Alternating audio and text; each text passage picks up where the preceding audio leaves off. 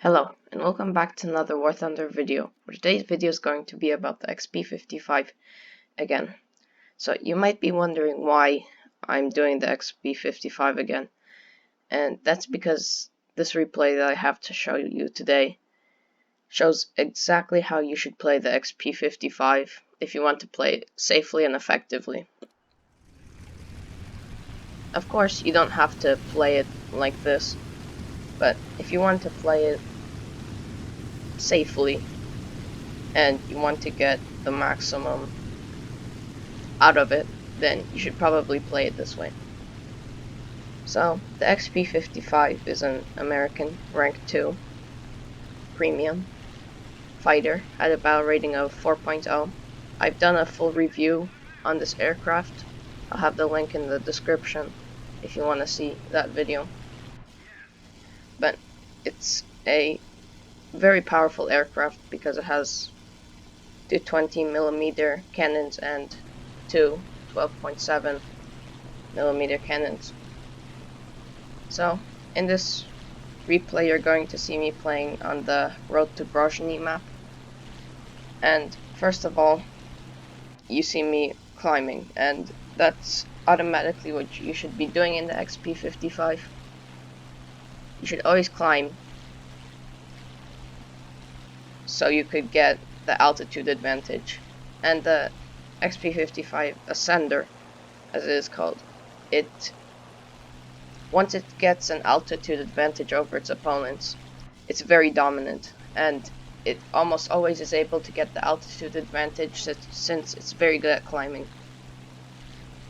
So you could see that I'm automatically starting to climb, and I'm already at an altitude of about 2,000 meters. So this map is interesting because the matchmaking, apparently I'm supposed to go against American and British tanks as well as some other nations, but you don't normally go against your own nation when at this battle rating. So now I'm at an altitude of about 2,500 meters, and you could see that I'm a bit above all of my teammates because this thing is such a good climber that it's usually able to get above its teammates as well. And this thing, once it dives on its opponents, it will completely rip them up. It has pretty good, its guns are very accurate even at high speeds. So if you're going at speeds of, let's say, 700 kilometers per hour, you could usually hit your target if you're accurate with the cannons. On my plane, I usually, for ammunition, I have air target rounds on my cannons and stealth rounds on the machine guns. And I feel like this is the most effective setup because the cannons are mainly the ones that you have to see, and the stealth rounds on the 12.7s, you don't have to, they're not the most important guns, so you can use stealth rounds because stealth rounds are the most effective. So now the enemy teams start to come up. They're starting to chase after our bombers, and you could see they just killed a B-25 on our team. So they kill him, they use a lot of their energy, so now they're going to have to stay at lower altitudes, and you could see the BF-109 is already starting to dive. So you could see that these are very good plays by the enemy team. They should keep climbing. Since bombers, they aren't always the most important thing. If you go too low, then you're going to get dived on, and you get a very good chance of dying. So this Eel-4 and this Halifax, they're starting to go my way. And since this thing, it's very delicate and you shouldn't use it as a bomber hunter, you're going to see here that there's going to be a rare exception So I stay away from the bombers because I don't want to get shot. Since if I get too close, then they're going to think that I'm going to attack them, and I don't want that. So right now I'm just focusing on the fighters. And I'm still climbing. You could see that I'm at a very high altitude of 5,700 meters, almost 6,000. And now I see that this eel 4, he hasn't noticed me yet, so I'm going to go after him. Normally I would not do this, but since he looks unaware of me, so I'm thinking about going after him. So I start to get closer. He still doesn't seem to notice me, and I watch out if there are any fighters around, but they all are at such low altitudes, and they're all focused on my team.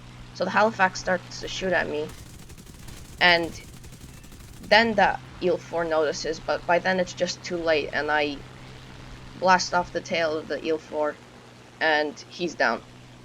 So that's the rare exception that you can have with this aircraft with bomber hunting. It happens rarely, but it can sometimes happen. And you can see I pull away from the Halifax right away because I know that he's aware of me. So now I'm going to turn around and focus on the fighters. So this P-51, the one with the cannons, he starts to head my way. And I'm still climbing. You can see that I really quickly got back up to altitude after attacking that Eel 4. Because this thing, it is very good at retaining energy, and you could climb extremely well in this vehicle. So the P-51 starts to shoot at my teammates. I don't dive just yet. I want to wait until he climbs, so maybe he could lose some speed. And you could see he already starts to climb. So I start to shoot towards him, and I get a crit. So I see that his oil's leaking, so I'm just going to turn around and try to put more shots into him. And now he's mined. He can't really do much. So he starts to go into the dive, but there's not much he can do. So I chop off his wing, and that's him down. So you can see I'm playing this plane very safely, and I'm very quickly killing my enemies, and I'm doing it very effectively. So now I'm going back up to altitude. And you can see I'm not losing too much speed, even though I'm climbing at such a steep angle. So now the enemies, they're quite far away from me. The Halifax seems to still be alive. So I'm going to start to go after this Yak 9, who's going after our Halifax. And some of our team, they're just at low altitude. They can't do too much, and they're just starting to go back to base, since they were too focused on the fighters that were at low altitude, which is pretty good because they dealt with them quite effectively, and so my team did a pretty good job with dealing with the fighters. So now my teammates, they're starting to go after some enemies at their airfield, and you could see that LA-5 just kills the BF-109. And I'm just going to still progress towards this Yak 9 and this F4U, I'm pretty sure. So historically, the XP-55, it was used as more of a experimental plane. They had very big problems. The elevator in the front didn't work well, and a lot of them crashed. But the last one is located in Washington, D.C., and it's on display. So I'm starting to go after this Yak 9 still. I'm going there very slowly because they're moving further and further away. And the Halifax starts to bomb our base. So it's a pretty good thing that I killed that Il-4 earlier, because he could have bombed our base as well, and that would have been a very big problem. So the enemy base is also susceptible to bombing, but this P8, either he doesn't have a bomb or I don't know. So the F4U and the Yak-9, they start to dive, and I see that they're going after my teammate, which he's diving as well in a Halifax. But now I'm going to go after this Yak-9. The F4U, he's a little bit further away, but I just want to get rid of this Yak-9. And the Halifax dies. So I go into a dive at about 700 kilometers per hour, and I put some shots. One crits him, and then one stealth round kills him, and that was a very nice swift kill there. So I get rid of the Yak-9, and now I think about going back after the F4U, but I'm worried about the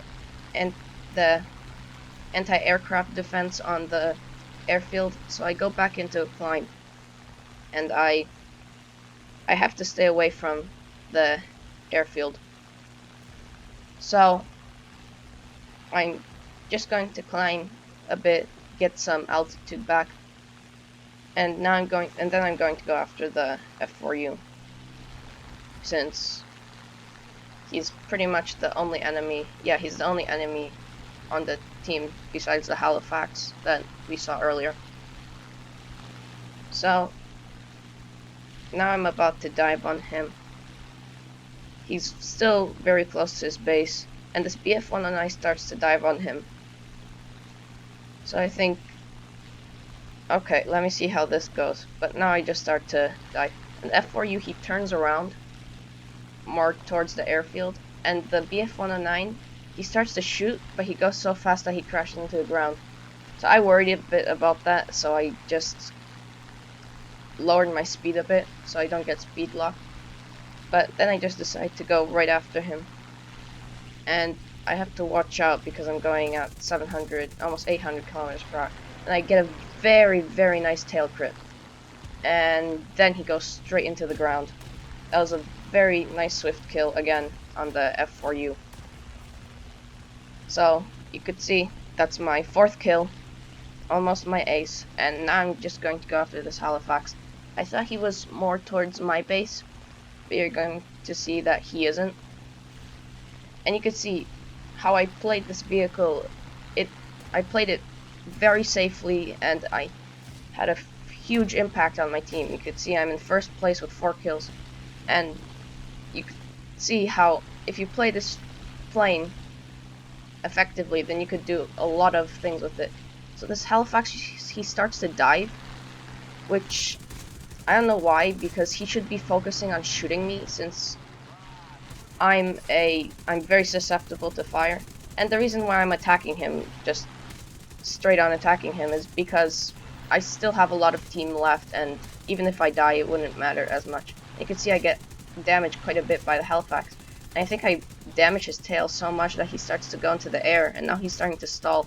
And I almost ran out of ammunition, but 2 of my cannon rounds go straight into his wing, and that's my ace. So you could see how effective I was in this round, because I played it safely and I dived when I should have, and I quickly killed the rest of the team, while my team are all in our airfield. So that's going to be the end. If you enjoyed, like and subscribe, and I'll see you in the next video.